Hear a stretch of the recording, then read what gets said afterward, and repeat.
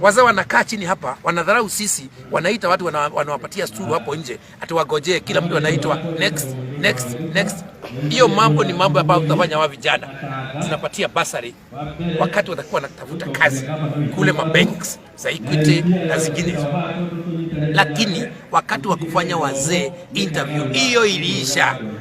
Mzee Raila ana mbinu zake za kujitafutia kula na ninamheshimu. Kalonzo ana mbinu zake na ninamheshimu. Mudavadi ana mbinu zake na ninamheshimu. Wote, hata rafiki yangu Ruto pia ana mbinu zake na Wa Iria ana mbinu zake. Na mbinu moja sio kukaa chini, ati ukae chini wazee wakuangalie, wakuulize maswali kadha, ati ukijibu vizuri wewe ni rais ya Kenya. Huo ni utapeli.